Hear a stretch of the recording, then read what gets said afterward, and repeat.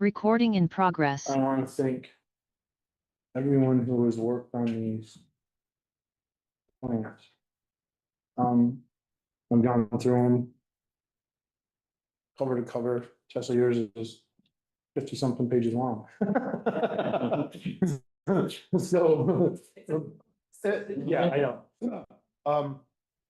So before we even start, I would absolutely want to thank everyone, Park and Rec, Concom, everyone who's worked on these, the county forester.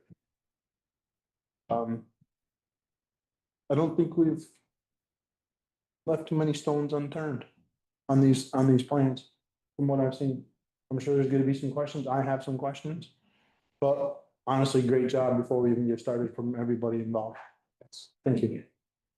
So, Pownal Town Forest Timber Management Plan, presentation and discussion with our county forester. Yep, I have a PowerPoint to discussion, presentation. Is that a word? Tessa, do you wanna hold questions to the end if we have them, or how would you rather do it? I think you can, let me get a start and Yeah. then I'll pause for questions. And if you feel moved to jump in at any point, you can. Okay. I might say, we'll get to that, but. Oh, okay. No, that's fine. Does that I just make want, sense? right, I just want you to do your thing. Sure. Should I stand? Should I mean? It's up to you. Whatever you wanna do. Whatever you're comfortable with, yeah. Stay sitting. This is Yeah. intimate. If that's okay, I have. Thank you. So, hi, I'm Tessa McGann. I've met some of you online, but most of you I haven't met before. I'm your county forester. I've been covering, I started off just covering Rutland County, then I started covering Pownal just over a year ago. And now my territory is all over the place. So I am your county forester. I work for the state of Vermont, Forest Parks and Rec in the private lands division. So mostly I work with private landowners, but one of the cool parts of my job is that I do get to work with towns on municipally owned lands. So that's why I'm here. Tara reached out to me when I started covering this area to write a management plan for this newly acquired large piece of land. And I finally got out there this summer, and today we're going to talk about what I saw. And I definitely have a lot of it's going to be discussion about some potential options for management in the future. Yeah. Big overview, it's a big piece of land, over 1,000 acres, 1,053.52 according to our map calculations using GIS. This is the largest, I'll just want to start by saying this is the largest piece of land I've ever managed. So I know the plan is really long. Part of it, I think I can improve my formatting. I'm used to writing for like 200 acres tops usually. So but it's a big project. It's a big piece of land. It's also super steep. And I just can see the picture, all that green, that's everything that's over 35% slope, which by some technical definitions of the state, that's what we consider steep slope. We usually treat those areas a little differently. So over 60% of the parcels, quote unquote, steep. These are all the points that I visited. Well, I didn't visit all of them. A couple other county foresters helped me do the inventory this July. But we went to 102 points where we actually measured trees, identified trees, gathered a lot of data at this forest and forest as we moved around. Okay. Based on that data collection and those visits, you can see, you can see that, can you see my mouse here? It's a little bit of lag. This is the first day we did these points in this really steep area, and we said we cannot do this many points on this house. So then I went back and cut down the number of points that we did in the steepest sections. Okay, so based on that, we can classify this forest into 5 broad cover types. The yellow here, the orange, golden yellow, those are the dry oak communities. Those are the mountaintops and the super steep south facing slopes where you have, it's a lot of oak that are beaten by the wind and ice. So they're small, there's not a lot of nutrients in those soils, and it's open canopy, and the understory is a lot of thick mountain laurel and blueberry and huckleberry. Awesome wildlife habitat. really special sites, some really rare natural communities for our state are here. Part of it is because you're so far south, you get more southern species than we get pretty much anywhere else in the state. So they're special places, not timber producing places, but they're really cool to have on your forest. The green areas are where it's super steep north facing, that's pretty much all hemlock. The purple is where it starts to level out a little bit. It's also more the bowl-shaped areas where you have more nutrients and soil and water accumulating, so you can grow more of our typical Vermont species, the sugar maple, beech birch. Those are our typical suite of northern hardwoods. The red is where it's more convex shaped, but also a little more level. So a lot of those nutrients are still, they're well-drained soils, a little bit drier, a little bit warmer. You get more red oaks coming in. Those are the red oak northern hardwoods. There's more white pine in those areas too. And then finally, the blue are just the riparian zones along the bottom of the two hollows there. So that's like broad, that's kind of what you have going on. It's a mix of timber quality, definitely better timber in the more bowl-shaped north-facing, gentler slopes. It's pretty rough in other areas. There is some history of high grading there for sure, where people were cutting out the best of the best and leaving the rest, but there's a lot to work with. It's a really, really cool property. And of course, we can't just work with 5 different zones for management purposes. It's broken into 21 different stands. They're all distinct from each other and I think should be treated distinctly. I'm not going to go in and describe all 21 of them tonight. Yeah, but I am gonna, so basically our discussion is breaking it down a little bit more to talk about the different management options for different areas. I don't know how well this will show up. It's not great. What just turned darker, I guess from here to here, there's some hatch marks. It's not great quality on the screen, but that's all reserve areas that I think should go into reserve. Basically not suitable for traditional timber management, traditional forest management. It's hard to tell. We're going to go back to this version of the map. It's still hard to see from here, but those are those oak areas, those special dry oak mountaintop sites. It's the really steep hemlock sites, and it's the riparian zones. And all of those areas, I think, just off of that, those are pretty much a leave as is. Treatment for different reasons. I have some, they're special sites ecologically. A lot of them have sensitive soils or super steep slopes. So you wouldn't want to operate on there anyway. They're already performing their ecological functions. I think if it was a situation where they're being overrun with plants, then we'd want to do something, but still that something wouldn't be bringing a harvester in and cutting trees. But right now they're all in pretty good shape. And that's right off the bat, that's 343 acres, about a third of the parcel. Okay. I'm recommending. I'm going to pause now. Any questions on that much? Go ahead, you first. Well, I just want to add one little interesting piece of context here. So this section right at the top of the forest here is a spot where there's been some evidence of sort of pre-European and early European sort of settlements and potential archaeological sites. So that's an area where we've made contact with the local Stockbridge, Muncie, and Mohicans. We don't have any specific plans, but we hope to kind of protect that area for the time being until we. Is that parcel 21? Yes. 21, yep. So I read your plan pretty much cover to cover. Yeah, Pass. To say there's a lot more that I'm sure. I want to do. So I think the plan, I think the designated reserve, I think this is an incredibly thorough plan. And I think that the only question that I have on this, these portions, the 343 acres, some of those seemed like they needed some erosion control work, right? Right, yeah. Okay.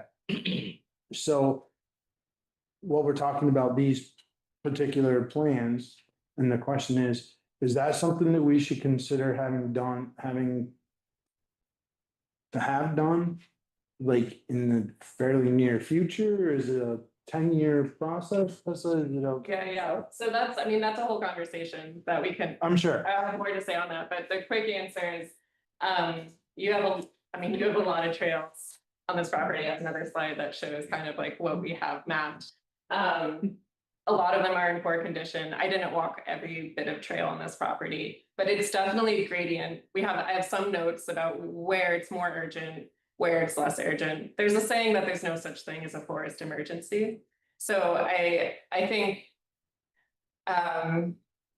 ideally we are able to restore a lot of those trails over the next 10 to 15 years. It doesn't have to happen all at once. Okay, that answers my question. Perfect. Great. I got a question of the beach. How is the health on that? Not good, not good. I'm gonna talk about that more too. Okay, because I have a question, another question. Okay. All right, okay, so, all right, so about 32% are pretty much not going to manage. So that's 68% that I think you could manage, and I would recommend being in, taking a more active approach. Why manage? I wanted to just give a little bit about my management philosophy. I don't want to take up too much time. These are just some of the timber management goals that are in the integrated management plan that I agree with. Managing for promoting old forest characteristics, structural diversity, and controlling invasive species, improving wildlife habitat, and supporting sustainable timber production. I believe in all of these things. My big idea is we're not coming to a pristine ecosystem. Our forests naturally developed over thousands of years. And then settlers cut them down. And what's regrown is maybe like on average 150 years old, versus thousands of years old. That's not that old. It's not really resilient, not super healthy. It's like baby age. And there's a lot that we can do to make it more resilient, make it more healthy. At the same time, we are continuing to introduce invasive pests and pathogens. There are other reasons that I think we can be intentional about helping to support that forest to be more healthy, and at the same time harvest really incredible sustainable resource that is our New England timber. So everything that I suggest doing in the plan is largely because I think it's an opportune time to sort of push that needle towards having a healthier landscape and some nice timber. These pictures are, see it covered up. I don't need to, this is sort of going into the details about what that looks like. I'm going to skip over that for now, but on top of all that, I want to bring up beech leaf disease. I don't know how many of you are familiar with that. Okay. So it's a nematode, it's not a disease.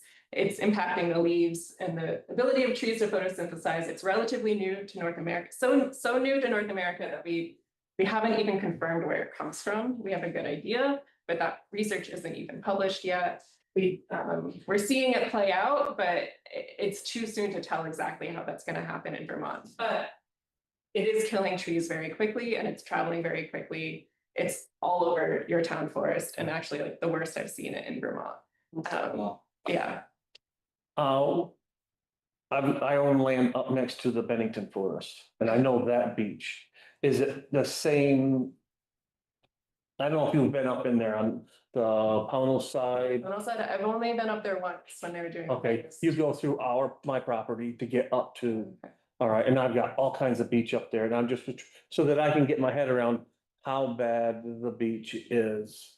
Like here or? Like there. Yeah, so here, I mean, this isn't a great picture. I have more pictures on iPads that in an app that we have to get a license for again. It's a whole thing, but you're just wondering how bad it is on the forest. I'm curious on how bad it is, because I know how bad it is on mine. So it looks like it's been around for a couple years. In the first year when it shows up, you can see it in the leaves just as like stripes in between the veins. Parts of your forest in the understory beech, so the smaller seedlings and saplings, it looks like it's more, the leaves are coming out crinkled. That's a more advanced stage, or not coming out at all. When you look out, instead of a wall of green beech leaves, like it is in a lot of our forest, it looks barren and scary. I'm not seeing it kill any beech yet, which would I think that would take 5 to 8 years, but it's definitely. Does it show signs on the bark? No, that's beech bark. Okay, I've got beech bark. Beech bark disease is that a lot of the trees also have beech bark disease, and that one's been around since the 70s. Okay. It does kill the trees eventually, but it's much more slow acting. beach leaf disease. I haven't seen, I don't, but I haven't been up to like parts of the world. Yeah, I'm sure there's beach bark. I'm sure there Beach is. bark disease pretty much everywhere. There are, so the interesting thing is there are pockets of the town forest with cleaner beach, so that's where the bark is nice and smooth.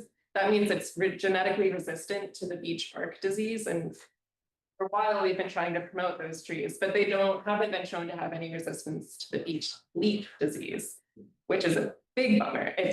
Beach are really important for wildlife, the nut production. I'm sure a lot of you know, this is a picture of a bear claw mark climbing beach to eat nuts. It's not from the town forest, but I did find a number of them on your town forest.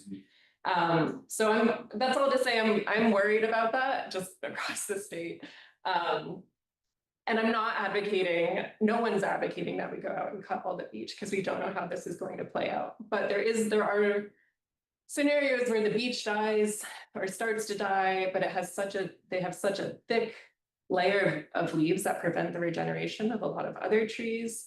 And if it just becomes a big massive deadwood, no one's going to want to do anything in there. And so in one stand, at least, I am thinking about cutting small groups of beech where there's oak present to try to start regenerating the more species. So that's just another thing to keep in mind. There are places where I don't want it, there's so much beech, I don't want to mess with it because we want to see how this is going to play out, but that's just an important consideration. So just out of curiosity, what are the possibilities of how it plays out? I mean, is there the possibility that the beech trees have this leaf disease, but they continue to grow and they stay healthy, or do we know that they're all probably going to die? We think that most of them will die. Yeah. That's it. First showed up in Ohio, and I don't know the numbers on what percentage, but most of them have died. There are pockets. I mean, there are some that are hanging on, and we don't know how long they'll hang on, why they're hanging on. On average, how long? How long before they die? I think 5 to 10 5 to years. 10. Yeah. Is there an issue with the beach when you cut it? That I've been told that if you cut the beach at the wrong time of year, It'll resprout. then you Yes. have more problems, you end up with more problems. Yeah, but that's true, but that's a combination of other factors lead to that too. Okay. And so it's not like never cut a beach. Oh, no, you cut a beach, you Yeah. cut the beach once. But that is it's another important consideration. And that's something that's another thing, it may play out that when beech are stressed, they send out more root sprouts. So they might get stressed by the beech leaf disease, send out root sprouts, the main tree dies, the root sprouts get stressed, it might just become this never-ending cycle of unhealthy beech sprouts, but which is not a vibrant ecosystem. So. But Vermont, maybe the climate is different, maybe they're more resistant, like we don't know. There's a chance that we might have a higher percentage of resistance, or by the time it gets really bad, we find some strategies to help protect the beach, things like, it's still too early to know. Yeah. All right, I'm gonna move forward. The next thing is the trails, which you brought up. As I said, a lot of them are in bad condition. This is just a trail that's eroding. I'm moving on. I wish you could see this better. All those little squiggly dots are trails. There's a preponderance of them. A lot of them are eroded. When you're doing timber harvesting, you have the equipment out there to make the repairs already. There's also the factor of income from the timber harvest being reinvested back into trail repair. So those are just another thing to think about when we think about managing, and a reason to manage.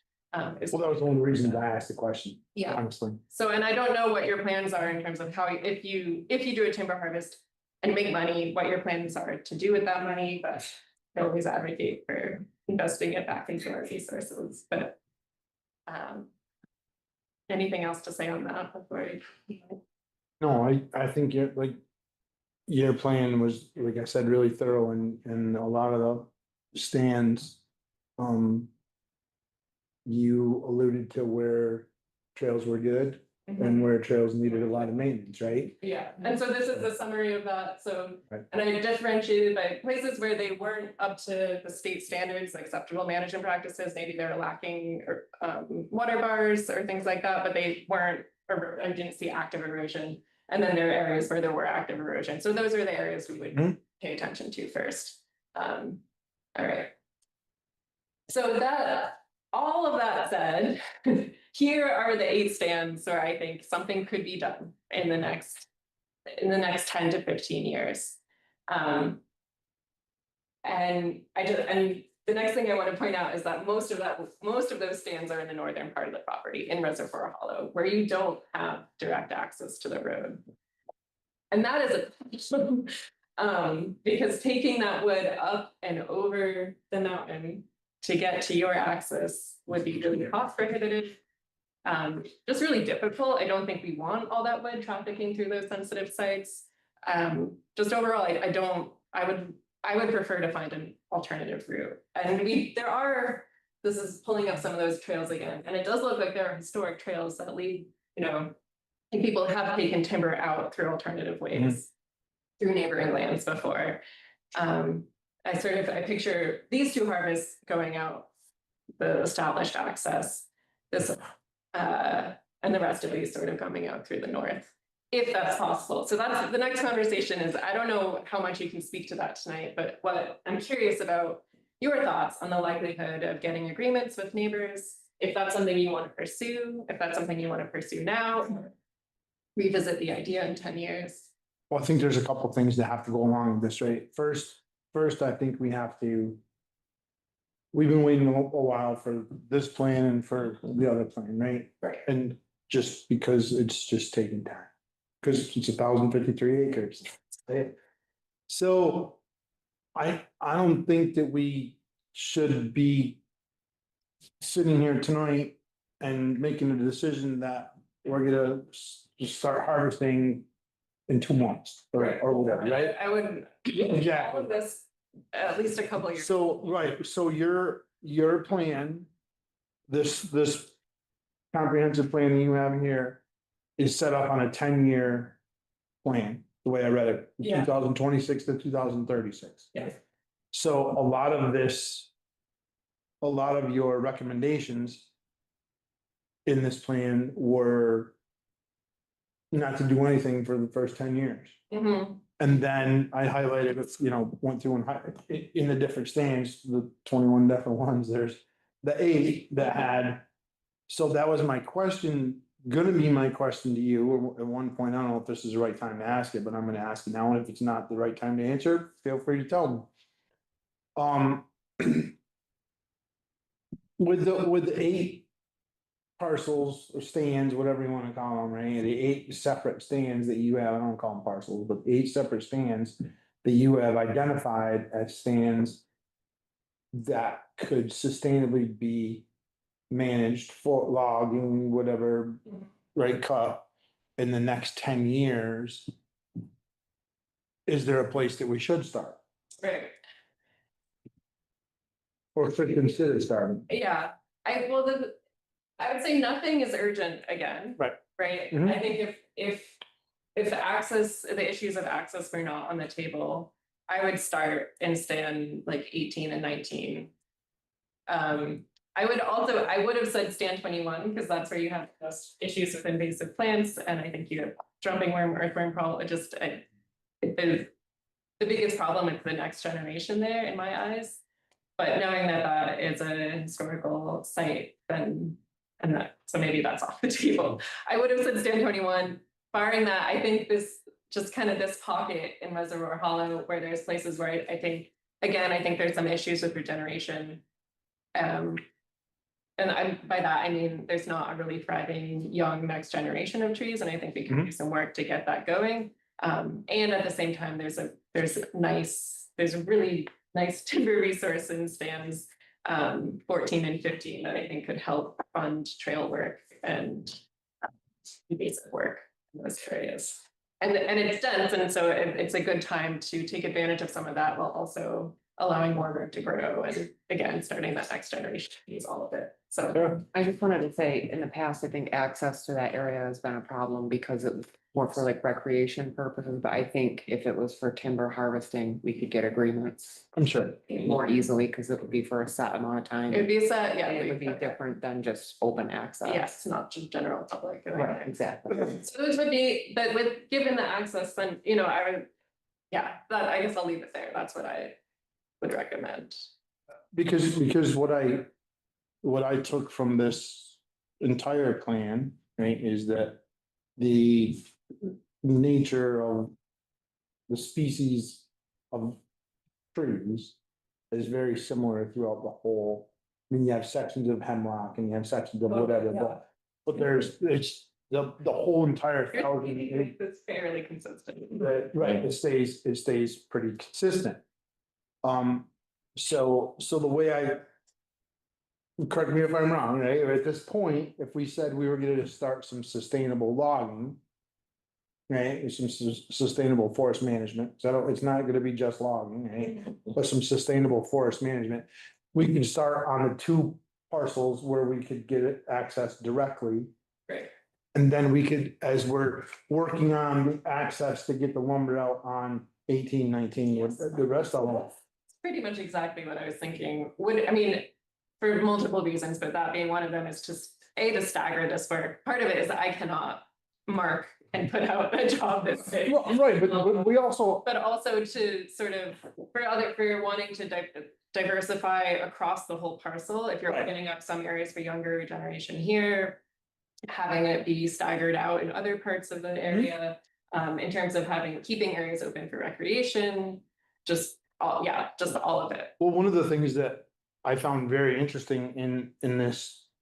In your plan, in your research was. You identified.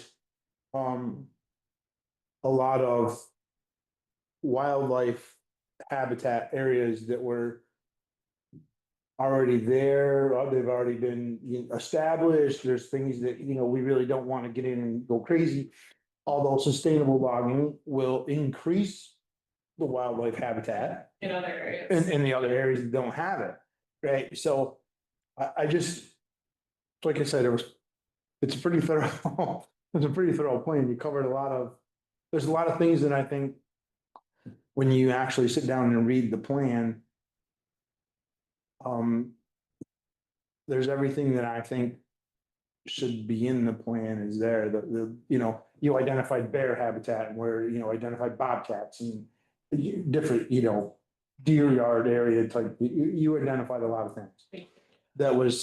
That's incredibly important, that I think gets missed on a lot of management plans where you just come in and you say, okay, we're just gonna cut 8 and 9 and we don't care. We're just gonna go in and we're gonna take out, X number of trees and we're gonna log off all the saw logs now and be done with. I don't like that. I don't think it's a sustainable plan. I think this is. I think this is. I think it's a really good plan. I got a question on the maples. What is the health of the maples? It varies across the property. Yeah. There are pockets where they're very healthy. Yeah. Those are more in the bowls. Yes, Where they're, and then, but like in stand 21, stand 18, there's a lot more maple borer. And there's more snapping off. They're Okay. generally struggling. Stand 21 has a lot of smaller saw log, pole size maples that seem to okay. the craft, just not vigorous. Yeah. It's mixed. So are you gonna get to tonight, talking a bit more about the enhanced food foraging resources? Cause I'm extremely interested in that. For a couple of reasons, but. That's cool. No. That's one that was on the timber management goals and I just from the integrated plan and I copied them here and then I was like, oh, that's one that I think is very cool and I'm excited about and I do not know so much about. So that came from Mike Fernandez. I knew it was Michael. I could feel him all over it. Because, I mean, that's one of the responses to, or one of the objections to in part, like we thought about as the 30x30 plan. And that was like really not seeing the amount of food that we actually have available in the forest and what it would look like to be able to like start sustainably harvesting food along with trees. Yeah. So, That's something I'm interested in. And Okay. no expertise. okay. So, but I would be happy to connect with Mike and maybe think about in the next draft of this that I put out, maybe Totally. incorporating a little bit more of that intentionally. That would be great. Well, I think this is an incredible start, right? Mhm. And I think there's so Oh, many. no, I love it. There's so many things that the sustainable food where people could go in and forage and Yeah. do whatever, right? That would be so cool. Yeah. Right, but you still have to have that sustainable forest management. And like I said, what I really liked about this is we're not going in and we're gonna clear cut 10 acres, right? Some of the stands that you said we could cut.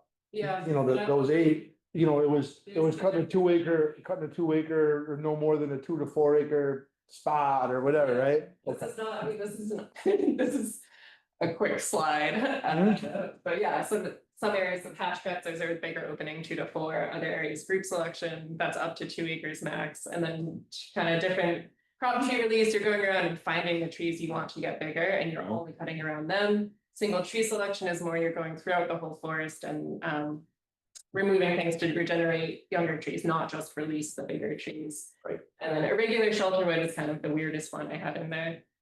But it's a bigger opening, but you're leaving, in this case, would be leaving a good component of oak to try to regenerate oak. And that's the stand where there's a lot of declining beech, where I think you could do that in a few pockets. And I think it would be cool.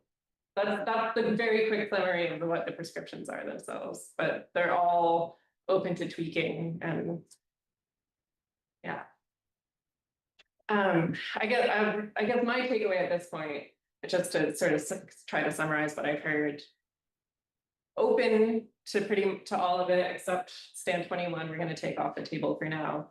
Thinking about having a staggered timeline. Which might look like some of those further north stands, maybe even putting off into the next management plan. I'll propose a timeline that staggers it, but we're interested in pursuing the option of getting the wood out through neighboring land. Definitely. And I'll name that in the plan. And if we can't make it happen, we can amend the plan as needed. Yeah. Can I just throw one more thing into the mix? So the stands that are in Camp Valley, these kind of 2 that we have better access to, you know, Camp Valley is also the place where we have access for all the sort of recreational stuff. Yeah. And honestly, I think that if we have an intent to do this, I think that recreation could generate as much money as logging could potentially. Through, you know, camping, through, you know, and just through sort of I mean, I guess I'm not trying to say we shouldn't log there. I'm saying just I want to make sure that if we are going to log this area, we're taking into consideration the fact that this is the only place where we can really get access to right now for people to walk around to. Well, I And think, sorry. no, go ahead, Jess. So I just would say, I would want to work with the recreation, I know that to be true, and I would want to work with that, and I don't want to hide the harvesting, I mean, I think that can totally coexist. Totally. But I would certainly work with you to identify recreation areas where we do want to keep like off the table. And none of this harvesting would happen across the entire. Yeah, and I think there is room to do that. Certainly, I think really both of those stands, you know, our trails do kind of for the most part kind of cut up in the middle there. So yeah, we'll just have to kind of be careful about where we do it. And yeah, just trying to maintain while we're logging to be able to maintain some amount of access for. Yeah, I know that recreation is a huge, just like a huge goal. Logging will give us access to. Well, so Nathan, I think that, in my opinion, right, obviously,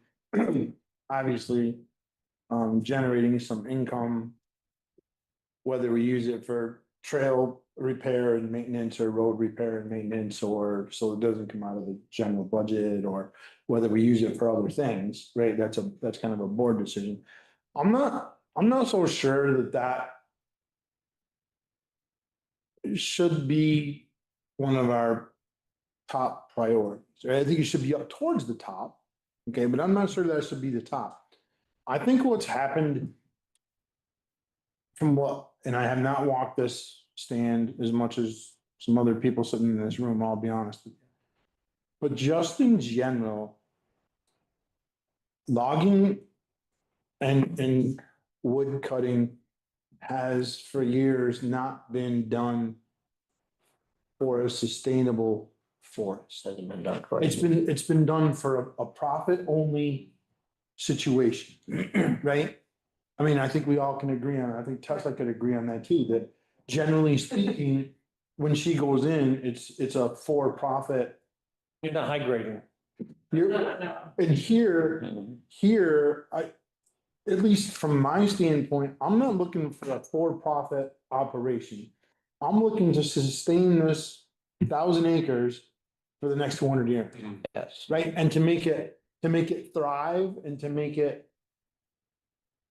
just a better forest area for everything, for food, for foraging, right? For recreation, for wildlife, for all of the things that sustainable foresting, and help me out, you know, that doing a sustainable forest management is gonna help thrive, right? It's gonna help the trees thrive, if nothing else, right? And that's, to me, that's my goal, right? And if we can generate some income off it for whatever, for trail construction, for recreation, right? So we don't have to figure out where to get the money for it. Or the erosion problems, to fix those, so that we don't have to, you know, put it in the general budget. But it also helps regenerate the forest. Well, exactly, Yeah, that's, Forest, it's a holistic plan. right. You can't manage the forest without harvesting trees, because it just doesn't work. All of a sudden, you just end up with just all trees, and then you have nothing that lives underneath it. Well, I think that from what I read is there's the one section that has a lot of beach problem, which I think it's down in the bottom, right? Yeah, stand one is, There's a lot of, it's a lot of beach problem and sorry, you can finish. no, go ahead. Well, just, but at the same time, it's an area that despite, I don't know, despite that is, well, one part of it is it's so much beach that I kind of want to leave it and see how it plays out in terms of. As an So experiment. maybe that was the one, but there was one that I would, Stand four is where I'm interested in regenerating oak. okay, that's the one, okay. Right. So I could look, cause I highlighted them, you know, and so right now we have such a problem, with, say, the beach. Go in and cut that out and get it out of there, because now, even if we generate firewood price for it, or whatever we did, it's, if it falls down on the ground, you don't get anything on it, except for walk over it when you go in and recreate, right? Or, I mean, it will, Like it too. well, yeah, but it'll regenerate, you know, and I understand what you're saying, but Piece. but at least now, you know, that with that sustainable management plan, Yeah, it's. right, you go in and you take that out, like the ash, take those out, because they're just gonna die. We had a slide early on, I think, that said, if I'm recalling right, keep it messy or something. Yeah. Can you talk about that? Sure, yeah. Going back to that idea of how our forests have developed we're developing for thousands of years, there is a lot of mess. A lot of the way that we got new trees were often by ice storms, windstorms, things that knocked down pockets of forest. And those trees stayed on the ground. Things are falling over, dying naturally already. And so it was a mix of areas of big trees, areas where things got knocked over, and small trees in different arrangements, growing at different densities, and just one through line of old, like truly old growth forests around the world is a lot of big dead wood on the ground. So a lot of those features are things that we humans tend to think of as a mess. People really aesthetically like a clean understory, but in terms of art, especially in the Northeast, our forest development, our animals, they really love a messy forest. And by that, I mean, I don't mean rutted up roads and logging and like that kind of mess, but I do mean big trees on the ground, fine tops on the ground, trees of all sizes, shrubs. It just kind of a little bit of chaos on the ground is how our forest wants to develop. So Just want to be careful that we don't put a lot of fuel, because then we end up with forest fire. yeah, and that is something to think about. We generally don't have a fire prone forest Right. in the Northeast. People. No, You guys watch too much television. It's like, you know, the climate is, there's some things that are changing, but we actually, in a lot of our forests, having wood on the ground, it holds moisture and helps moisture retention in this part of the world. This is completely. Montana and Wyoming, but I okay, know. this is Northeast. So This is not Colorado. I would, if, you know, right around Go out there the. asking the question, she's answering it. We want to pile up a bunch. Forest of fires here burn ground clutter. Yes, they do. They don't Does burn. that answer your question about what I meant by this? Yeah. Yeah, so, and what that means on the ground is like when, in these harvests, I like to prescribe cut like some really big beech, cut them and leave them on the ground, create more of that. Which is where I thought you were gonna head with that. Yeah, so, which also can be mushroom logs. Right, Yep. exactly. Yeah. I don't want to take up, is there more questions about this? My plan is I have more work, I want to get that plan into better shape incorporate this conversation into it, send out a second draft to you all. Okay. Shorter would be. And I would.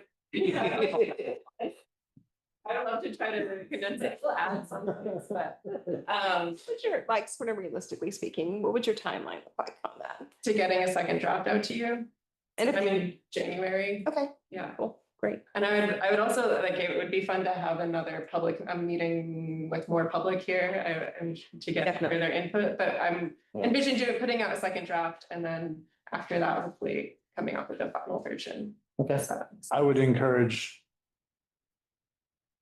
board members to read the plan that she's, Oh, yeah. Yeah, it's, I paid good money and your plan is just as good or not better. it's, you know, the plan that she put here in front of us tonight is pretty extensive. Mhm. So I would encourage you guys to read it. Cover to cover, 50 something pages the long. second draft, it's- Well, yeah, no, right, no, yeah, that's fine, but no.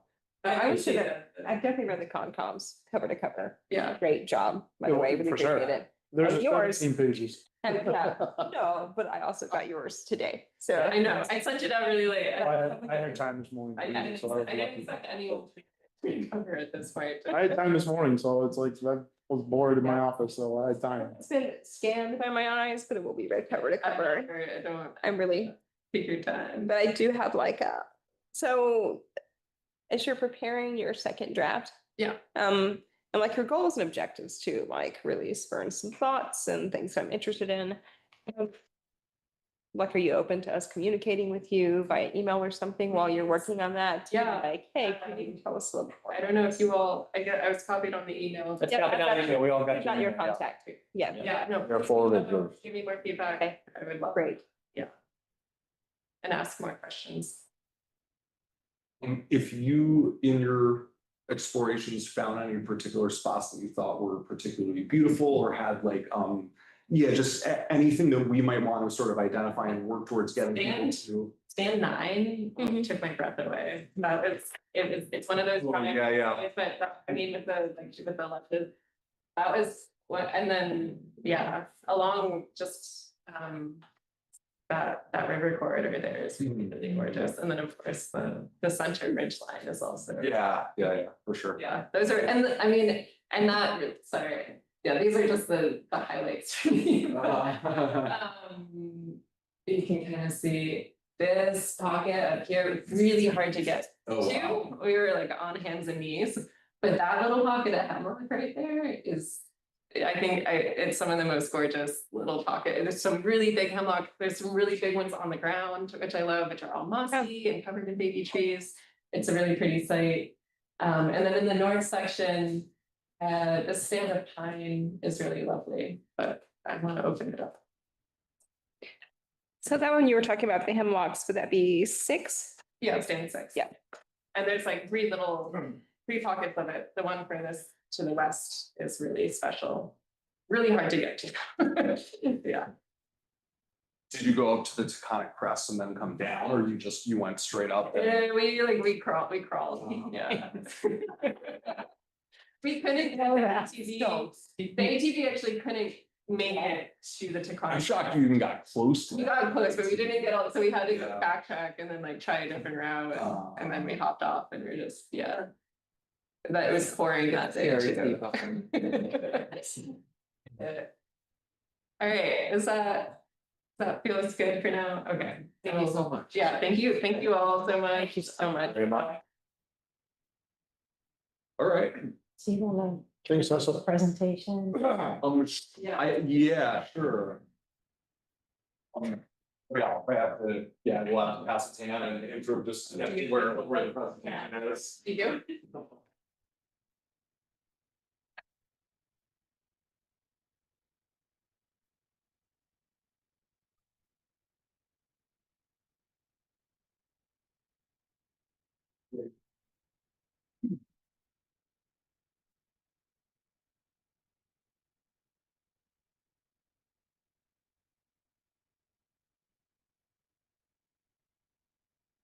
So I just want to give credit where credit is due on this. The integrated management plan was largely the the work of Janet here, and I helped her, but she really was the one who kind of pulled all this stuff together and turned it into a real draft. We're a good team, right? Yeah, for sure. I read it, I mean, it is such an easy, it's very well written, it's very easy to read. Yeah. Yeah, at first I was like, oh my, it's not, but it wasn't. But it's an. No, that's not long. The appendices are really long. Yeah. Okay, yeah, sure. And again, I think this is a very well written. There's a lot of time been spent here, a lot of research. I think it's incredibly, efficient. I think you covered. I didn't see a whole lot that you missed. Yeah, you know, this is coming out of, I mean, looking at a bunch of other forest management Mhm. plans Sure. and talking to a bunch of other people who were sort of managing those forests, basically. So, yeah, really, very little of this came out of us directly, and more sort of we were conduits to kind of pull it all together. Yeah. All right, cool. I would say too, like an ancillary benefit of participating in projects like these are the great people we get to meet and partner with. So like Green Mountain Club and Tessa, the Horwa, there's a list we have kind of hiking, there's a list of folks and they're all wonderful and they all, want to see us succeed with this forest. So it's such a great thing. So, All right, all right, so I am excited. there it goes. To talk a little bit about the management plan that you've had a chance to look at, but just, quickly, the background on it, back in 2002, after the tannery went defunct, the town was able to acquire the original 700 acres of land with the help of the Vermont Housing and Conservation Board and the Vermont Land Trust, with a grant for that. So that was the original lands. It kind of stood at a standstill for about 20 years because the access remained elusive. I don't know all of the details behind it, but I know Brian has talked about Woods Road being washed out into the Hoosick River. And so for a number of reasons, we really public didn't have access to that forest. Back in 2020, the Parks and Rec Committee was formed, and the primary job of the committee was to find a way to recreate on this Pownal Town Forest, which was at that time the Allen Strobridge Recreational Complex, but it was to find a way to recreate there and get permanent public access. As a result of that, and working with really good folks at the Vermont Land Trust, I think Don Campbell may have joined the meeting. We had success with applying for and getting approval for the VORAC grant. And with Don's help, there was also the purchase of the 2023 edition, which was the Boyce property, which is another 300 acres. In 2024, the town was able to acquire, the permanent public access, and 25 and going into next year, we're working on finalizing the parking area, the road, Nicholas Way, which will be taken over by the town. They put batteries in those things. And then hopefully some more trail improvements. Ready for the next one? Sure. All right. Ta-da. So why an integrated management plan? Well, the first reason is because we have to. And I can say Don is making us, but Well, he is. it is in both the original conservation easement back in 2002 and in the 2023 conservation easement for the second property. A management plan is required, and so we had the original woodlands plan back in 2004 that was created by a contractor consultant, and then in 2023 we have an interim plan that Tara largely worked on that gave us time to work on and prepare this plan. So we talked a lot about why an integrated plan makes sense in the last conversation, is we want to ensure the health of the forest and its critical ecosystems. We want to encourage recreation and education use, and we want to make sure that we're doing that considering all the needs of the forest. So from a Parks and Rec perspective, we may want a trail to go this way or that way, but Concom may point out to us, there's a old logging road that already exists, and we should probably try to make use of that. And we talked about the timber and all of those things. So it makes sense to have everything together holistically in one document, in one place. And again, we talked about planning for the forest needs. So the basis for our plan was largely, we had public engagement. The Williams College Environmental Studies class had an entire semester devoted to public outreach. And so we've incorporated a lot of their research and their findings in this plan. There were visioning workshops, a public survey. There were several focus groups, tabling events, like a trunk or treat, election day here in 2024, celebrate Pownal Day, really tried to engage at events where we thought there would be a lot of participation. There were group hikes, some hosted by Concom, some hosted by Parks and Rec. We had people from Green Mountain Club with us up on the mountain, Horwa, all these great folks. And then in August, we had community conversations at the library. So we've incorporated all the feedback from this public engagement. I already mentioned that there was a 2004 Woodlands Management Plan that did talk a lot about recreation, and also the interim plan that Tara did a great job in preparing. So we were able to pull a lot of that information. And then another fun fact is that 2/3 of the towns in Vermont have a town forest. I didn't realize that 168 of the 252 towns have a town forest, and a lot of them have a management plan. So we were able to, as I mentioned, lean on these. There aren't a lot of scenarios that I could ever envision that weren't already covered in those management plans. Although a lot of people, their jaws dropped when I told them how big our town forest is. It's probably one of the biggest. I think so.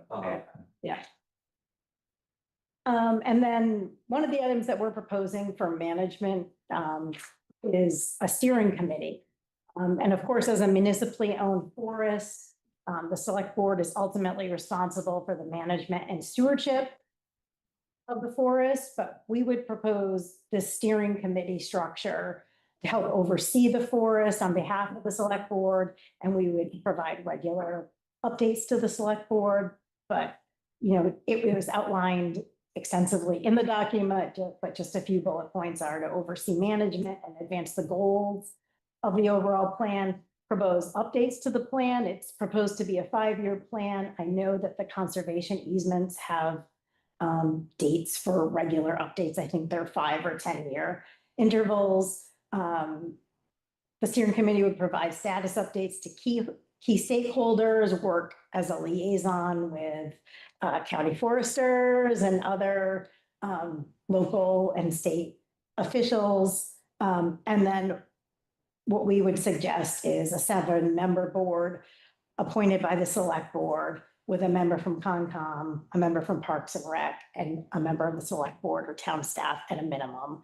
But, the other 4 members could have other forest-minded backgrounds or be interested in outdoor recreation. So that's our. So my question to you is, do you want questions as you're going along, or do you want to wait till the end? Same as I did with Tessa. Because I just have, I went through and made some highlights. You just, Okay. what do you want, Jim? I'm all done my section, so I don't know if you want to ask questions to this point, and then Nate is. I have a question on That would be the easiest. I have a question on the steering committee. Sure. That's all, just some thoughts and questions. So. And I like the idea, okay, first. So the select board member. Could theoretically change every year. Right, Yes, okay. yes. And the number of select board members that could be on this steering committee I think would be limited to 2. I don't think you could have 3, because then it could be technically Now you're running consider. the open meeting stuff. You would run into open, you know, just, these are just food for thought things for, Yeah. for you guys. Yeah. It's like I said, I had a little more time to go through yours, so yours is even more cover to cover than Yeah, X's, but, I just think what I'm gonna put forward here is, it should be a diverse membership. Okay. From different, Mhm. from different groups, Concom, Parks and Rec. I think town staff or a select board Mhm. member would be important, and, any other stakeholders that you think. I think, one of the, because we had the meeting with them, I think the fishing game should be, Yeah, I think so. I think a member of the fishing game club should be included on that steering committee. It's a note that I have. Just to clarify, you're thinking an advisory committee, so the board would still hold that ultimate Yes, decision making, but Right. it's an advisory committee. yeah, more efficient way to manage forest, basically, yeah. Yeah, and like I said, I think the fishing game should definitely have Yeah, that's a stake in that steering committee. Good thing. Okay, sorry, That's good. yeah, That's great.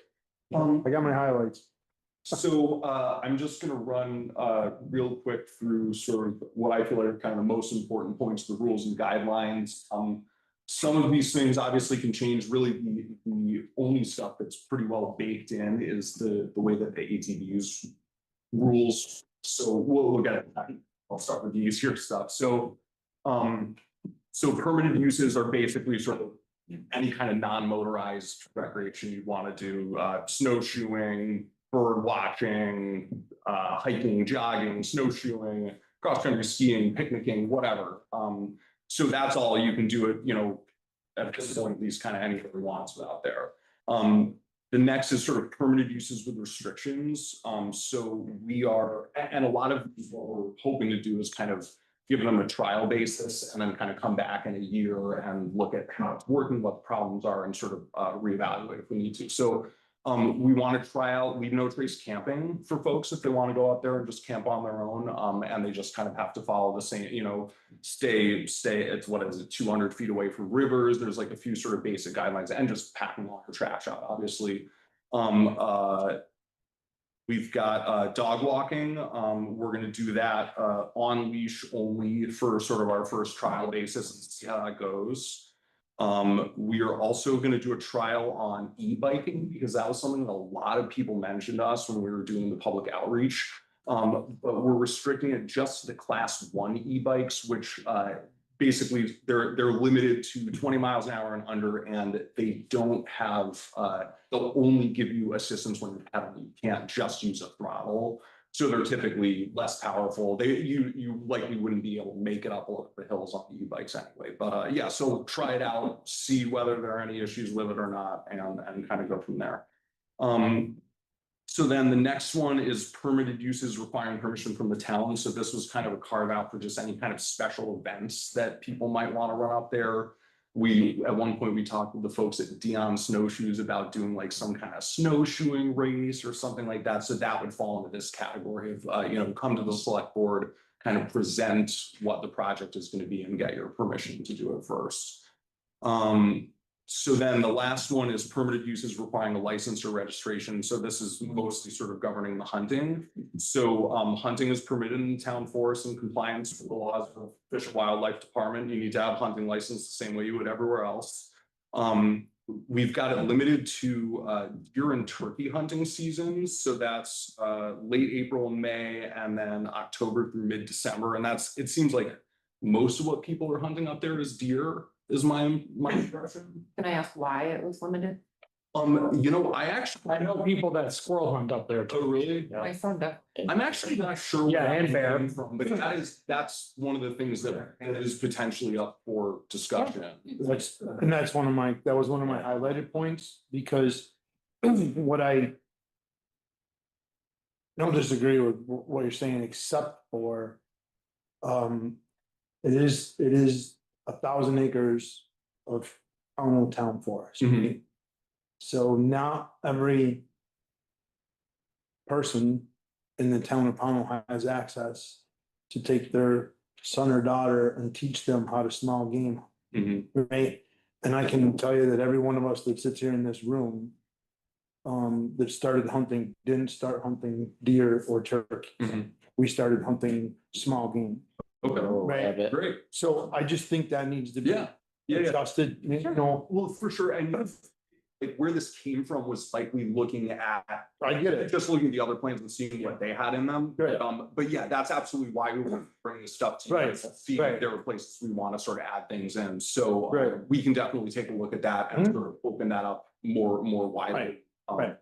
I obviously have to have the license and you have. Right. Whatever, Right. and, you know, the other requirements are fine. I just think we Mhm. need to open it up to. So, we're also on a trial basis. We are going to, try and close down the town forest to anybody who isn't hunting for, just the 2-week deer rifle hunting season when there's a lot of hunters up there. Then let's see, the only other thing on here is the fish and game camp. So this is where we start to kind of get into stuff that's a little bit more kind of baked into the, the contracts and everything. So folks from the Fish and Game Camp are allowed to maintain, repair, and replace the cabin as they need to. And the public is allowed to use the Fish and Game Camp regularly, and the camp should be available for use at public use at all times, except for 2 weeks each bow season and rifle season of deer hunting. I'm not sure exactly where that came either. That might have come from the Fish and Game Club. From the fishing game. It's in the, It came. it's in the easement. Oh, okay, so that's fully baked into, okay. So fishing is allowed. Although currently we don't have great access to the Hoosic River, so there's, yeah, I mean, you can. Yeah, maybe you would want to eat some fish out of there, I don't know. Yeah, so that's something we'll be working towards. Oh, yeah, and so campfires, we had a discussion with Craig about campfires. We eventually might want to look at developing a couple of fire rings or barbecues. He wanted to make sure we don't have any fires above the elevation of the Fish and Game Camp because there's not a lot of water up there. So he gave us some good basic guidelines, and yeah, for the time being, it's no campfires until we have fire rings, basically. Okay, so prohibited activities, we've got trapping. And that came from looking at a bunch of different forest management plans, and basically sort of the consensus was that causes, like, creates a snap for visitors and pets before travel there. So that's one place where we wanted to kind of draw a little bit of a harder line. Private timber harvesting, obviously, private sugaring. I got a question on Yeah. that. I would like that one moved up to by permission of the town only with a plan from the county forest. I mean, they allow sugaring, and nobody's gonna be sugaring there except for anybody that the town gives permission for. And the other part of that is, I have a real problem with the fact of where I lost it. I gotta find it, or it was hunting, no. But anyways, sugaring and forestry and recreation could all coexist together. Uh-huh. Okay, I would prefer that it would be moved to that section. The section where you would have special events. Okay, Explicit approval from the town. correct. Okay, sure. Well, so for sugaring and like private timber harvest. No, I don't care. There's no such thing as private timber harvesting, because if you have to harvest according to her plan. Okay, all right, so just maple Sugaring. if someone wanted to. Right. Without, okay, cool, gotcha, okay. So I had sugaring highlighted as well. And the reason that I highlighted it, to be perfectly honest with you guys, is if some organization, Williams College, wanted to bring a group of their students in to tap 100 trees Mhm. and to teach maple sugar, or the school or some Yeah. organization, was my Mhm. intention, not somebody as a for-profit to Right. make maple syrup to sell. Mhm. But I was thinking on an educational, because that was one of the things when we worked so hard on this, was an educational piece with VORAC and VHCB. Right. Mhm. Where, and I think, we definitely eliminate commercial, sugaring in there for sure, right? I think that's eliminated by the conservation. Right, Yeah. right. But I think if we could put an educational clause in there somewhere.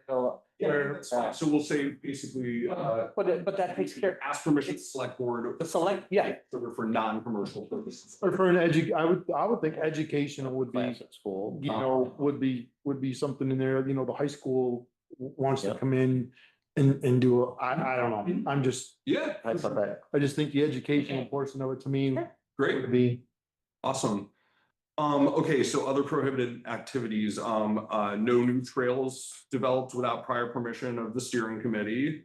No target practice or random shooting to minimize danger to other users of the forest. This is another thing that's baked in is, dirt bikes and motorcycles are not allowed anywhere in the town forest. And that's sort of separate from ATV use, which I'm gonna get into on the next slide right now. how do you do that? And allow an electric bike? Well, That's so- where I've got, a mountain bike is one thing, bring it to that. but an electric bike. Yeah, I agree with you. It is a little weird and we're working on trying to find those lines. The people out- Mechanized. Yeah. like, Yes, Or, and yeah, really, like, that's why we want to stop it at class 1 bikes is because the class 2+ bikes are a lot more like dirt bikes and and that's, for the same reason, you know, if you're going uphill and you're spinning the tires, that's like primary cause of erosion, yep. Yeah. Yep. Okay, so motorized vehicle use. So this is all the stuff that's pretty well baked in here that we really don't have a lot of things to change, but Right. I actually printed out what's in there because I want to make sure I read it out verbatim here. You go for it. Okay, cool. Well, if you want to. I got one question. Yeah. Was there any mention of horseback riding? It I don't have horses, I didn't but see those. but I don't think I saw that in there.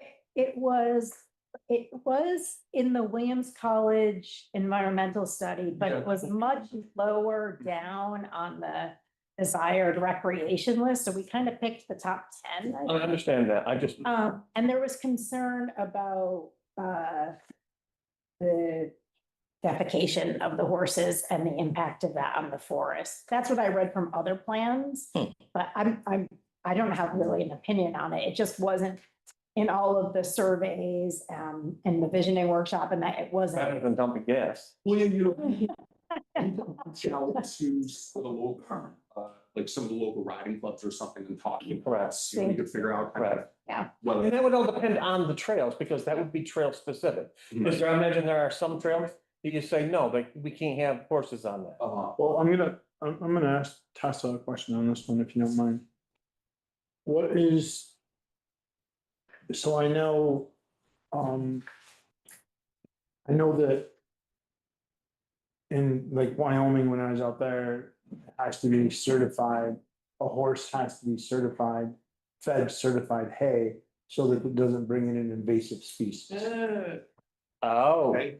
So, I really don't, that's I actually. mean, I just. wow, I I've experienced that, so, Yeah. so that, That makes sense.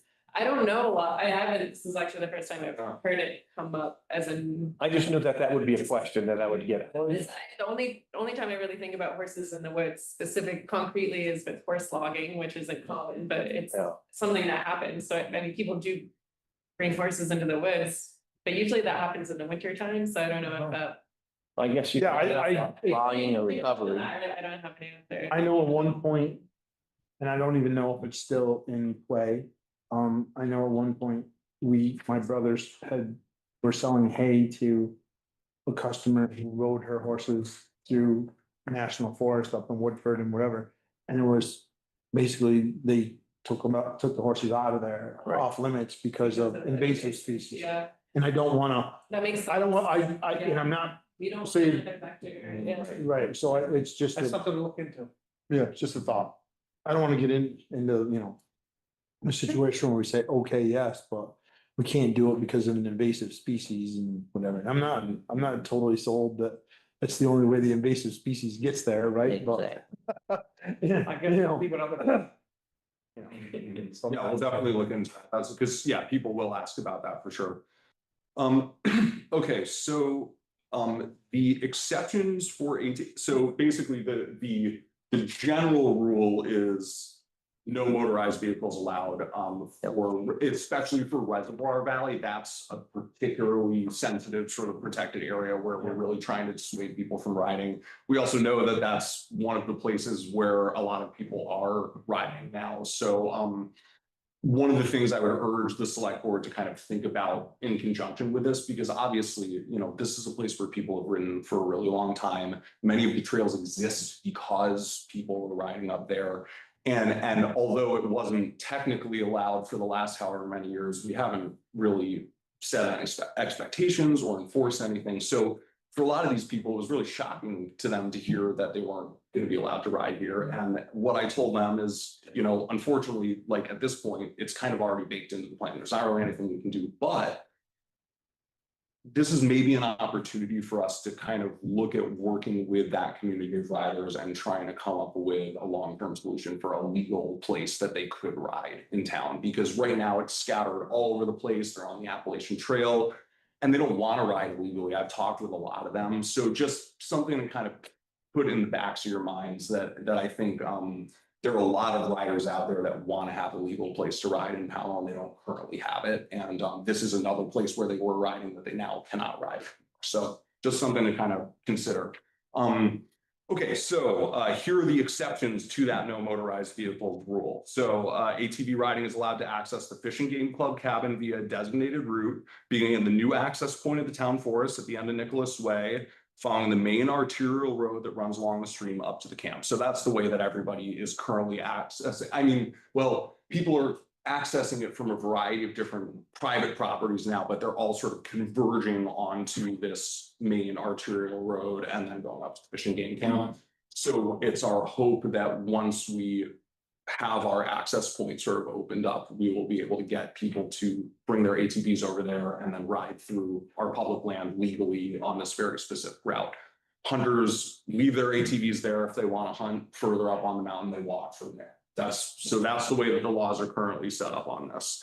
The other carve out is that it's going to be allowed to access a scenic overlook for the enjoyment of disabled persons on a designated route. So that's we haven't figured out exactly where the best spot to do that is yet. It will likely be somewhere close to that sort of main arterial road and you know, with the limitations of the views, it'll likely be kind of a view down into the valley of the river, and which is very beautiful, but it's achieving views out like of the mountains. You have to get really high up on the mountain, which is probably unrealistic, at least in that.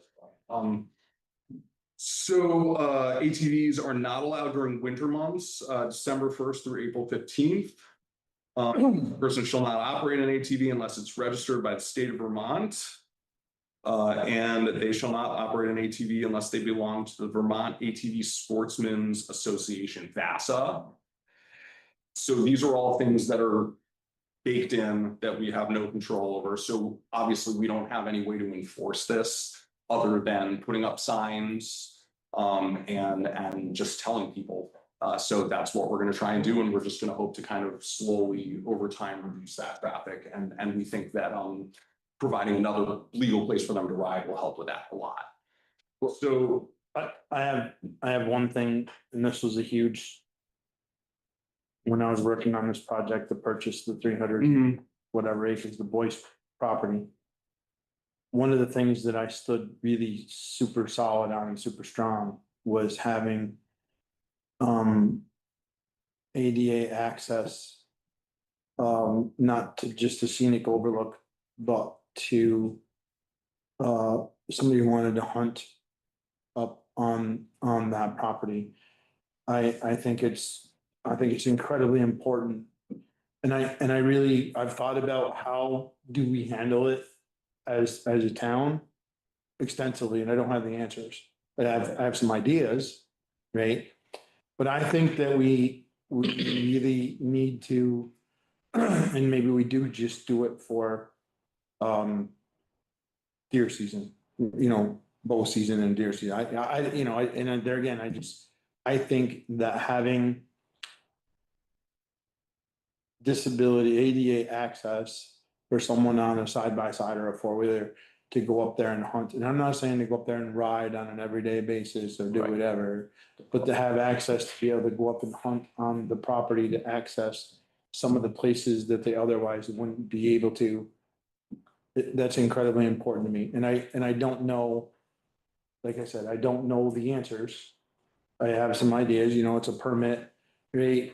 I'm disabled, I come to the town, I get a permit. And I have access through the gate somehow. And then, well, you know, okay, you're my buddy, so I'm gonna give you the code to get in the gate. I lose my access, right? I think there's a lot of regulations that need to go with it. But I also think that it's a really important piece, at least to me it is.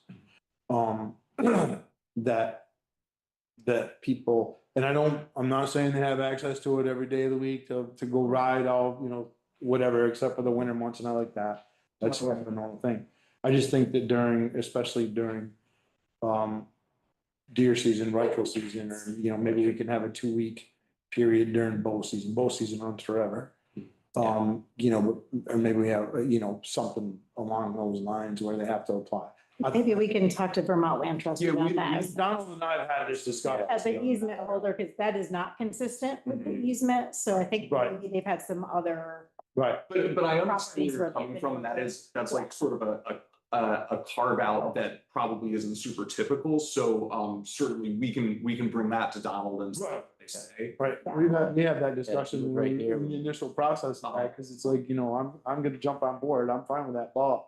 This is kind of a big thing for me. This is also, it's like very much an accessibility issue. Exactly, Otherwise, someone could hunt it.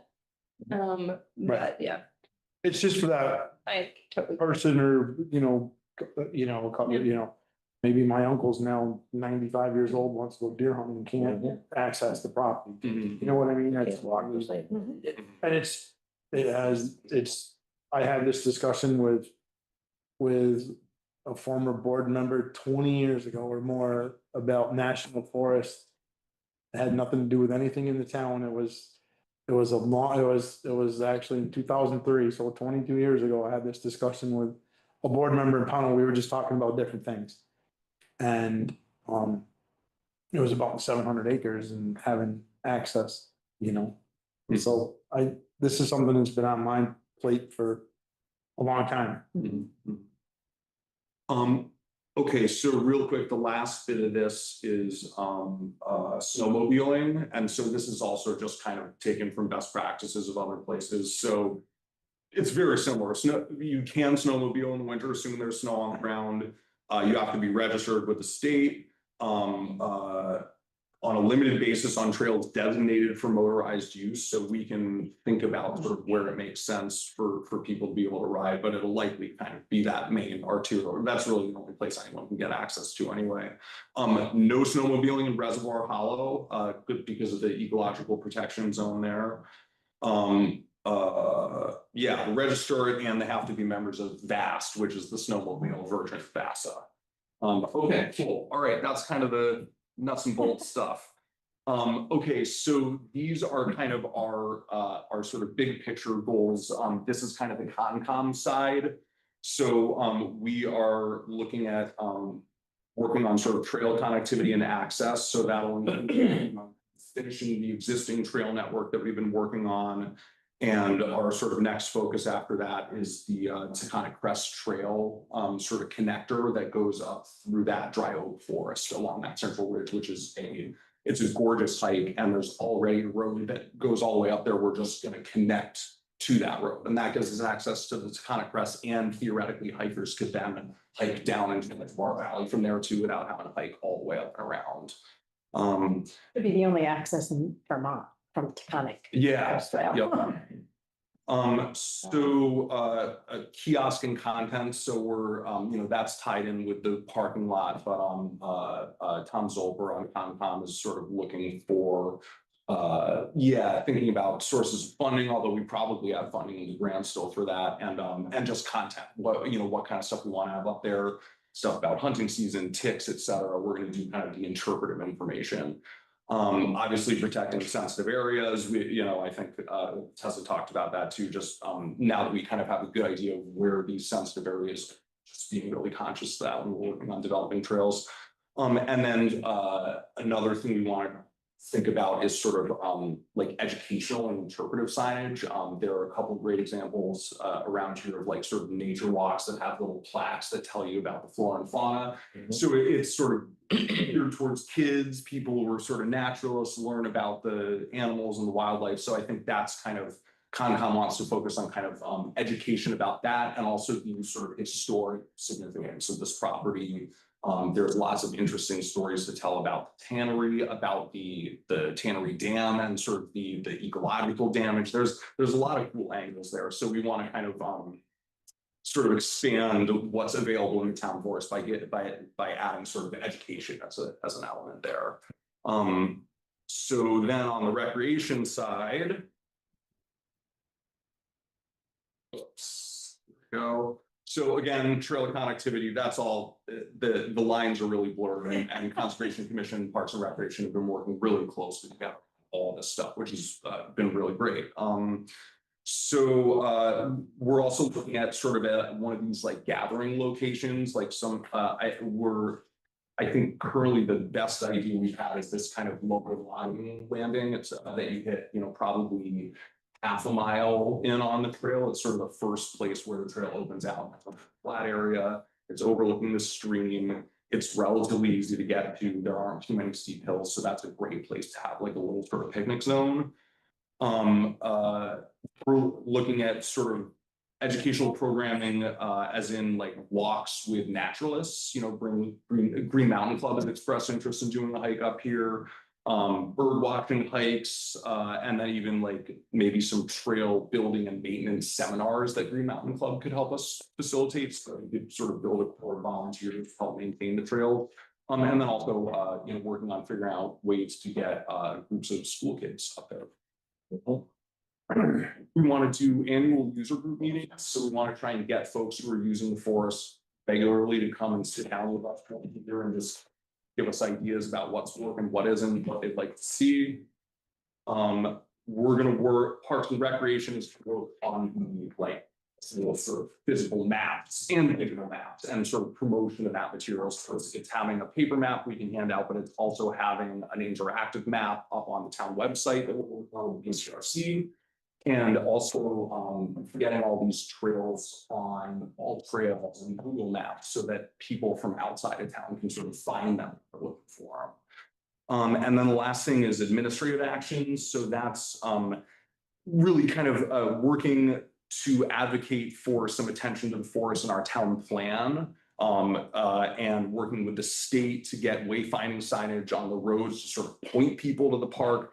Looking for new sources of funding, just kind of, sort of thinking towards the future about like how we're going to kind of keep this project going. Okay, so now we're on to kind of trail development. If you guys want to, I got this big printout that we brought to celebrate Pownal Day. You're welcome to take a look at it. So I wrote down a couple of categories here. So first is sort of our guiding principles. So what we're really trying to focus on is building trails for people of all skill levels, because there are a lot of folks here that are not looking to hike up to the Taconic Crest Trail, and as incredible forest. So really, even the trails that are easy are somewhat steep in places. So we want to focus on trying to make it as accessible as possible to most people possible. We also want to reuse as much of the trail system as possible, so we're not cutting new trails. So we try and be really, really careful about these little connector trails and just sort of jumping from one existing logging road to another. And there are lots of overgrown logging roads where we can kind of cut a single track in where there used to be a road that's now sort of grown in. So we have tons of opportunities to develop trails out here. Taconic Crest Connector Trail is a big priority, and then this ADA accessible view is also we want to focus on. So we don't need to get too deep into this stuff, but what we've been working on primarily recently is sort of the documentation of all this stuff, right? Getting information about where the trees are. I've been walking out on the trails and sort of grading the condition of the trails so that we have an idea of kind of where where it would be easier or harder to sort of develop new trails. So that's what all the color coding on there is for. We're starting to work our way towards a paper map and this sort of interactive map that's going to be on the website as well. The other thing that was brought to my attention is that once we sort of have a trail map set, we want to make sure that we've got it all in the emergency trails database, because that information is probably patchy at best right now. So our local emergency response folks have basically the map you're looking at there, but it's not super helpful, it's only helpful in a very limited way to them. So we want to make sure that they've got all the info they need. Some of those are GPS location. Yeah. And so that's really what we're working on is exactly that. It's sort of transferring all that into a map where you can like look at it on your phone while you're driving around up there, doing whatever you need to do. So 2026 goals. Ideally, we are going to work with either the Vermont Youth Conservation Corps again, or Green Acres is another group we've been talking to try and just continue the work that we started this summer, continue sort of refining those trails, because we got a really good loop roughed in, but it still needs some work before it's going to be really usable for everybody. We have the skeleton of a design for a connector trail that's going to take us up to this dry oak forest. We do not yet have the money to build that trail, but we have our eyes on a couple of grants that we may be able to sort of leverage for that after this current grant is sort of finished. Wayfinding signage, because there's currently none up there, and we definitely need that. I've put up ribbons and some cheap arrow signs, but we want to do something a little more sort of permanent, a little more attractive to kind of unify it all. We have money in the grant for a couple of emergency gates. We're going to do one kind of at the entrance, and that's going to be, Fish and Game Club members will get the access code so they can get past with their ATVs. And then we're going to have one gate higher up on the mountain, which will be just for emergency services if they need to rescue somebody up there. And then forming the steering committee that Jen talked about. And then looking towards the future, we've got our eyes on this Agency of Natural Resources recreational trails grant as sort of a good source for our sort of next chunk of money to work on trails. We are going to try and come up with a good kind of trail maintenance plan and work on building a core of volunteers that's interested in going up there and doing a little trail maintenance. We've had some conversations with a few of the folks who are involved in the Bats trails in Bennington. They're really excited about trying to find some places to mountain bike up there. So there are no specific plans, but we've been walking the trails with them and talking about how we might be able to incorporate some mountain biking trails in. And then looking at just any other facilities we might develop up there. We talked about a walking archery course at one point, campsites, pit toilets. I mean, who knows? And then picnic tables, barbecues, things like that for sort of a gathering spot. So just sort of as we look into the future, we may not be able to achieve all that stuff within the scope of this grant, but there's more opportunities for living. So then this is just the same map you guys have there. So obviously, like most of the hiking that I've done has been in Camp Valley because that's a lot easier to access than Reservoir Valley is. And it is gorgeous. There's so much potential for recreation up here. There's so many beautiful spots. I mean, I really do believe that this could be an anchor for our community and bring new people into town looking for this kind of really awesome, like beautiful, hard hiking and mountain biking. And camping too. There's lots of people hiking on the Takana Crest Trail, limited places to camp up there. We may get people coming down into town from there. So yeah, it's hard to envision now, but if I really try and kind of close my eyes and look into the future, that's where I really see there being kind of money in leaning into recreation here. I think that in the long run, this could really do a lot for us to kind of put us on the map. So that's the end of what I got. And One question. yeah. Actually, probably, Terry, if we do some logging, we'll build a logging trail. My concern is the closer you get the truck to where you're logging, the less damage you're gonna do as in making skidder trails and all that, because Mhm. you either gotta get the truck up to the wood or drag the wood down off the mountain. Mhm. Yeah. Yep. Just want, it would be nice to integrate that into what you're saying. Uh-huh. To that Okay. landing area, What's that? Especially in the landing area, yeah. that landing is, yeah, I mean, if it would, yeah, just a conversation to have. I guess. You two should get together and I have mean, that. that's what we, Someone Yeah, needs to be on the steering committee. yeah, so, yeah, definitely, we need to talk about that. We need to talk about that. and there are a lot of existing navigable roads, that will get you relatively far up there. I have the town of Bennington. Mhm. When they finally logged their Pownal lot. They built a road so they could drive their truck up. Granted, it's shorter than what, oh, I'm sorry. Than what is gonna go on here. Mhm. But the philosophy was, if you can drive a logging truck up Mhm. and then load your logs, you skid them to one special point or so, and then take them off the mountain. You're not tearing it up. Then when you're done, you seed the road over, and the road is now just seeded down with a non-invasive grass. Well, yeah, we'll work with Tesla to try and kind of figure out how we Maybe can we make could get a that. truck up to that first landing. I know, it's, That would I be mean, that's, just being. I've driven my minivan up to that land. It's definitely possible. I had to go through the like Sean's gravel pit up there, but it is possible. But even from there, you still have to get like across the stream, and kind of up into the hills there. Yeah, You still- They're like, yeah, but if it, I think that's what we could do, but if, I think we could, we're not gonna have a logging truck in there more than every 15 years. Yeah. So if that would be a recreational spot. oh, it would be a record, yes. Yeah, yeah. Cool.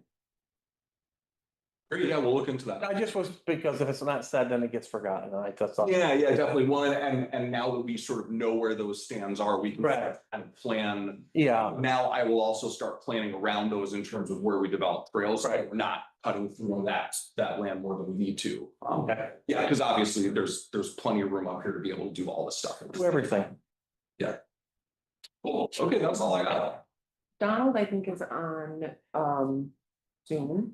Yeah, I don't know thought you had if a he wants comment there. to, he commented that we can lease sugaring is allowed, so I was wrong on that. Cool. But I don't know if he wants to share any thoughts or. And so he said as long as it was referenced in the plan, so I just Right. real quick will check that I think there's a sugar maple stand in the school valley, is that what Camp Valley? Camp Valley, Valley side, that I think I can include in the plan there, a possibility to tap for it, educational or whatever purposes you will say. Well, that's just what I was looking for. I wasn't looking for a commercial operation or anything like that, Tessa. I was looking for the abilities for some, whether it's a high school or a tech center Yeah. or, anything along those lines to make sure that we didn't exclude that at this, when we're doing this, so that 10 years from now, somebody doesn't have to revisit it and start over, right? We that portion of it with a sugar stand. I honestly didn't realize there was sugar maples in there. Yeah. So until I read your part, I did not realize that, so. It's just one of the things that I wanted to make sure we covered. On there? No. He is. No comments needed. Just one thing to point out, so this little white section here, these sort of two. On the bottom. So this is where we've been really focusing our energy on building sort of a walking path that is as accessible as possible to people, because once you can get to the beginning of that trail, you've already hiked almost half a mile. So even the shortest, you're doing probably close to 2 miles to get in and out. So we really wanted to get it as close in as possible. So we have 2 really great interconnecting loops. They make use of a really well-developed section of logging road. Both of these, you can walk up here. This is really well developed. This is a well-developed logging road. And this road here is pretty well developed too. This is sort of a secondary logging road that was overgrown that we sort of cut switchbacks into. Yeah. But it's a great hike. You know, good exercise. It takes probably, you know, doing the whole loop takes probably a little over an hour and a half to do. And the shorter ones probably, yeah, 45 minutes or something like that. So we're really excited about that. We have a bridge going over the river. We need to really, that's the area we need to work on, is there's a really steep slope going down to this bridge that I think we're ultimately going to need to build like some stairs into, basically. Yeah. So we have a path and a couple little sort of little dirt stairs cut in, so it's possible to get down. But I've been recommending that people hike it counterclockwise so that they're climbing up that hill instead of going down, because it is very steep.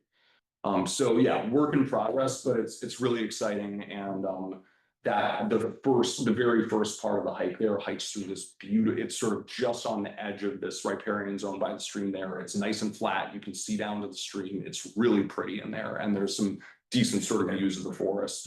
So there's really good hiking really close to the entrance, which is great. Where's the access if you were gonna hike up for like the 30-mile trail that goes into Pittsfield, like along? You go to the Taconic Crest Trail. So Currently, or where we're hoping for? I can show you both. So Current access? so Yeah, so where's the current and where are you hoping for? Yeah, yeah. That's what I was trying to. So this main road here, so this is officially, and there is a road.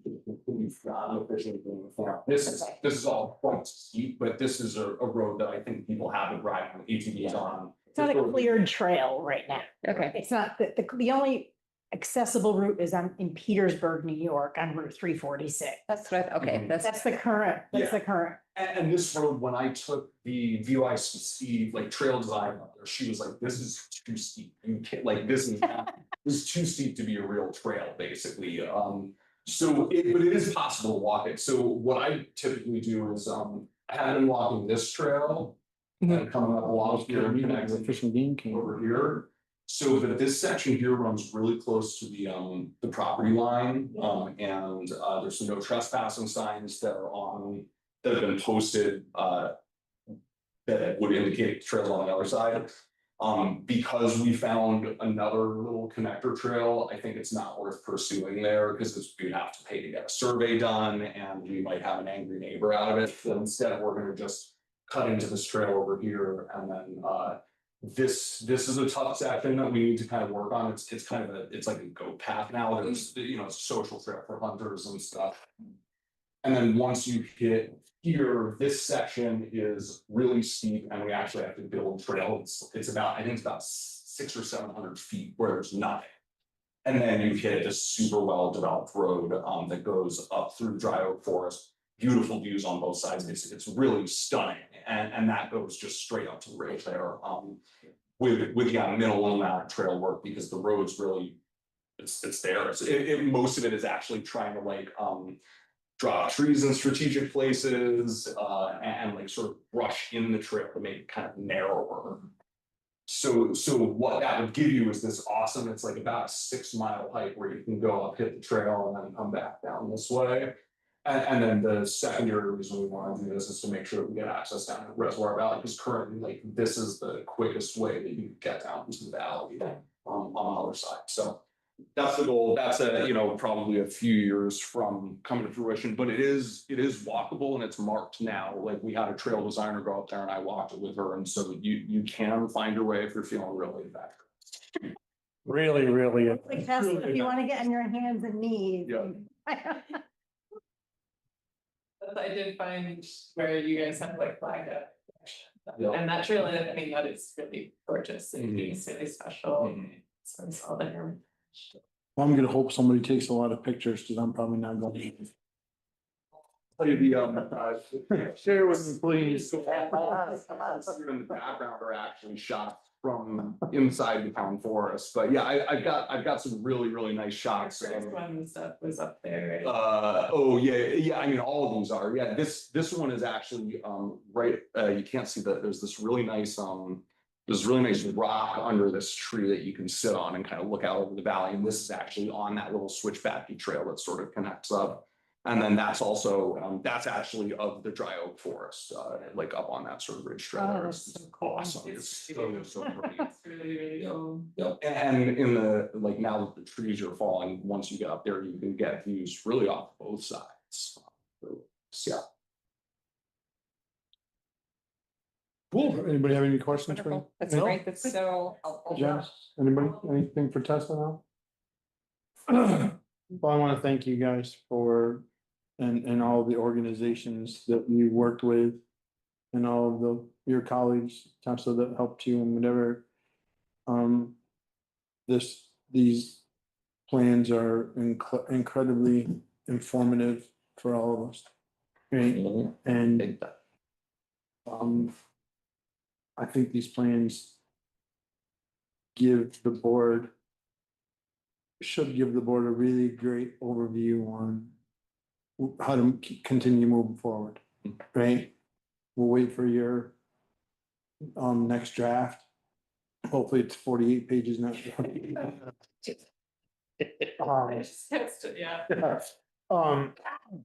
So, you know, I think this has been, super informative for me, it has, Yep. you know. I appreciate how hands-on all of this is.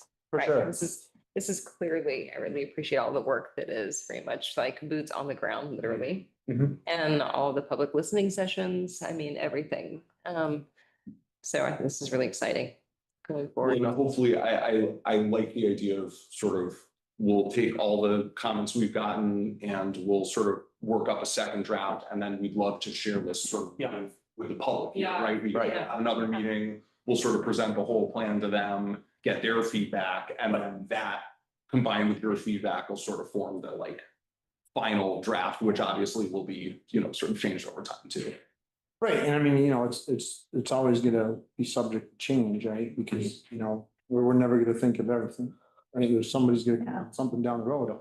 I just think that there's been so much thought and boots on the ground and not just, not just from an aerial photo or, you talking to me about a trail that went up through here or there or whatever. It's just, it's been really,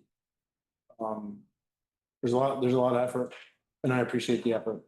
A lot of effort gone into this, for sure. Big time. Dude. And I will say that I don't think there's anything that anyone could say that you really miss. Right?